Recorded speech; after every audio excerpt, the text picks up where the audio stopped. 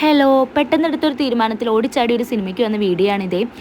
ഈ വരുന്ന പുള്ളിക്കാരനില്ലേ, പുള്ളിക്കാരനാണ് ഇന്നത്തെ നമ്മുടെ സിനിമ സ്പോൺസർ ചെയ്തിട്ടുള്ളത്. എൻ്റെ ബ്രദറാണേ.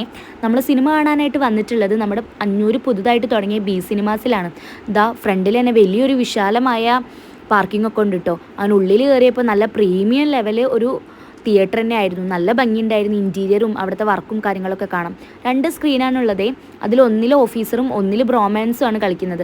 നമ്മൾ കാണാൻ വന്നിട്ടുള്ള ബ്രോമാൻസ് ആണ്. ബ്രോമാൻസ് ഇറങ്ങിയിട്ട് കുറച്ചായെങ്കിലും നമ്മളതാണ് കേട്ടോ കാണാൻ വന്നിട്ടുള്ളത്. അവിടെയാണെങ്കിൽ ബ്രോമാൻസിൻ്റെ 29ാമത്തെ ദിവസത്തെ എന്തോ സെലിബ്രേഷനും കാര്യങ്ങളൊക്കെ നടക്കുകയാണ്. അതിന് കേക്ക് കട്ട് ചെയ്യുമ്പോൾ അവർ നമ്മളെല്ലാവരെയും വിളിച്ചു കേട്ടോ. അപ്പോൾ അത് കേക്ക് കട്ട് ചെയ്യാൻ വേണ്ടി പോയി നിൽക്കുന്ന നിൽപ്പാണിത്.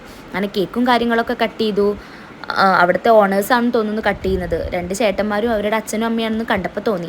അങ്ങനെ കേക്കൊക്കെ കട്ട് ചെയ്തിട്ട് അവർ കേക്ക് സെർവ് ചെയ്യാണ് കേട്ടോ. അപ്പോൾ കേക്ക് കിട്ടാൻ വേണ്ടി വെയിറ്റിങ്ങിലാണ് നമ്മളെല്ലാവരും. ഇതിനിടയിൽ നമ്മുടെ നക്ഷുമോൻ ഉറങ്ങിയിട്ടോ.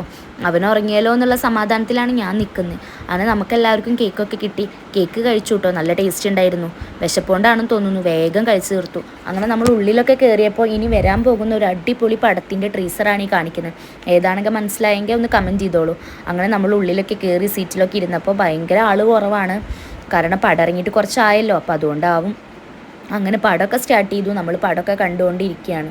ഇങ്ങനെ ഈ കണ്ടുകൊണ്ടിരുന്നതിൻ്റെ ഇടയിൽ ഒരു ട്വിസ്റ്റ് ഉണ്ടായിട്ടുണ്ട്. വഴിയെ കാണാം. കണ്ടില്ലേ, ഇത് നിങ്ങൾ വിചാരിക്കും ഞാൻ സിനിമ കഴിഞ്ഞ് പുറത്തിറങ്ങിയതാണെന്ന്. അല്ല, ഈ ഇരിക്കുന്ന പുള്ളിക്കാരന് സിനിമ ബോറടിച്ചു, പുറത്തേക്ക് ഇറങ്ങണം. അതിൻ്റെ വാശിയും ബഹളമൊക്കെ വെച്ചപ്പോൾ പുള്ളിക്കാരനായിട്ട് പുറത്തേക്ക് ഇറങ്ങിയതാണ്. ആദ്യം നമ്മൾ കുറച്ച് പോപ്കോണും ജ്യൂസൊക്കെ കൊടുത്തിട്ട് ആളെ ഒന്ന് വീഴ്ത്താൻ നോക്കിയെങ്കിലും ആൾ വീഴുന്ന ലക്ഷണമില്ല. അതൊക്കെ കഴിച്ച് കഴിഞ്ഞപ്പോൾ വീണ്ടും സ്റ്റാർട്ട് ചെയ്തു എനിക്ക് പുറത്ത് പോകണം എന്നുള്ള കരച്ചിൽ. അങ്ങനെ അവനുമായിട്ട് പുറത്ത് സോഫയിൽ വന്നിരുന്നു. അവന് ഈ സോഫ നന്നായിട്ട് ഇഷ്ടമായെന്ന് തോന്നുന്നു.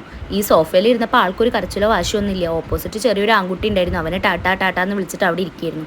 അതിനെ ക്ലൈമാക്സ് കാണാൻ പറ്റാത്ത സങ്കടത്തിൽ ഞാൻ അവിടെ നക്ഷമോൻ്റെ കൂടെ ഞങ്ങളുടെ കൂടെ വന്നവരെയും കാത്തിട്ട് അവിടെ ആ സോഫയിൽ അങ്ങനെ ഇരുന്നു.